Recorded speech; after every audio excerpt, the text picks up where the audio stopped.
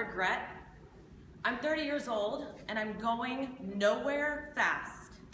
You know, when I was a teenager, I had these huge hopes and huge dreams, and I was most likely to succeed in high school. I had all this pressure to be somebody, to do something.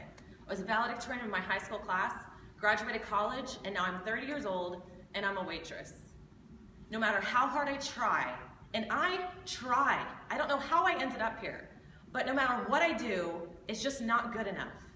And now I'm in a marriage, if that's what you want to call it, honestly, because it's garbage. My husband would much prefer staying out all night long partying than to coming home to me. And I just don't know what happened. I mean, like I said, I had dreams, and I wanted to be somebody, I wanted to make a difference, I wanted to matter. And now I'm crying myself to sleep every night. I take extra showers so people don't see me crying because I have to pretend like everything's okay. What happened? What did I do wrong? Where did I go wrong? And what do I do now? Because this is not what I want my life to be. Is it too late for me? I just need help. What are you going to do about it?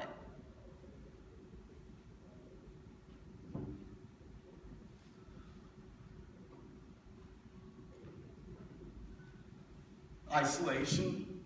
You want to talk about isolation?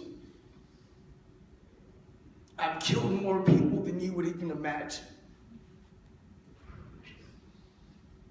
I love God and I don't even know where to go in my life. I don't know why I was able to make it home and why they had to die. Now I've cut off my family. I hate my life.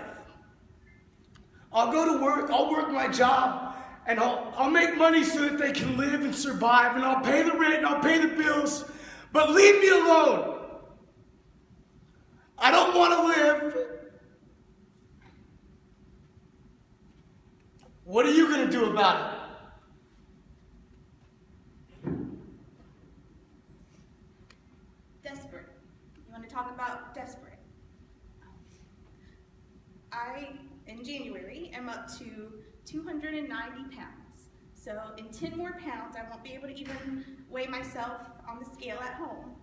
I'm uncomfortable in my own skin. I'm always worried about what people are thinking about me. Are they judging me? I worry about going to the movie theater and even fitting in the seat anymore. I'm worried I might break a chair in a restaurant. I'm just insecure and my weight is always on my mind. I'm worried about my health. My ankles are swollen all the time. I'm worried if I go to the doctor, they'll tell me I have like diabetes or heart disease or something terrible. I'm afraid to even go find out. And it's not like I haven't tried to lose weight before. I have, over and over. I will start something new. I will count the calories. I'll count points. I just can't stick with anything for more than a few days. And the carb cravings are like a drug to me. I have to get that next fix, the next sugar high. I just wish someone would help me. What are you going to do about it?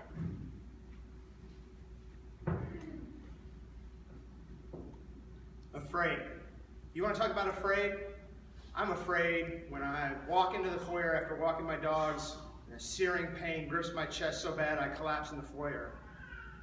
I'm afraid when 3 months later my family doctor tells me that she's alarmed by my EKG. I'm afraid a month later when I wake up in a hospital room with an invasive cardiologist in the first of 4 invasive procedures done that year, tells me he doesn't know why I'm alive. I'm afraid as I watch my daughter, afraid to come into the room because I've got so many tubes and wires coming out of me after an 8.5-hour surgery that I don't know if she's ever going to be the same. I'm afraid that I'm not going to be able to see her grow up. I'm afraid when 13 weeks later, I'm back in the hospital for 2 more invasive procedures and had a cardiologist tell me that the work that they had done 13 weeks before looked 20 years old. I'm afraid that I go to bed every night and I'm not going to wake up. I'm afraid that I get up every morning, the next bout of chest pain that I'm going to have is going to put me back in that hospital. I'm afraid and I need help. What are you going to do about it?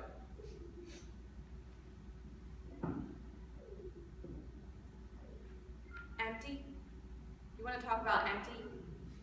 I'm 98 pounds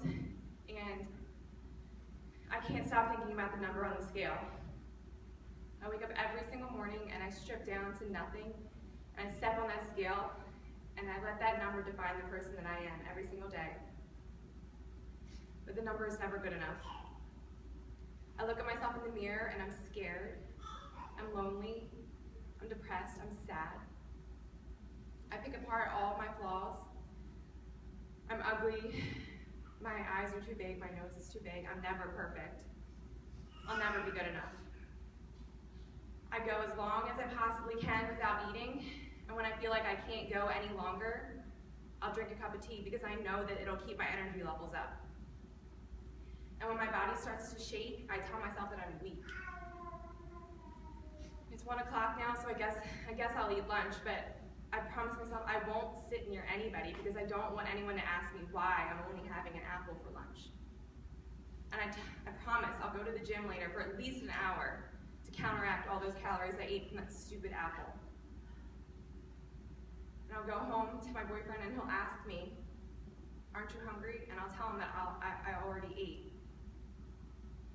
And I'll go home, I'll go upstairs to my room and I'll cry for the rest of the night. And I'll wonder that if I just continue to not eat, will I disappear? Will anybody notice? Will anybody care? I just want somebody to help me. What are you going to do about it?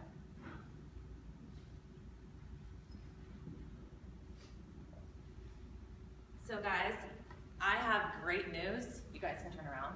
Is somebody did something about it in every single one of these stories. These are all their real stories that are in the past now because someone reached out, someone cared, someone was brave enough to just see what they could do to help. And because a coach reached out to them, these are no longer our stories.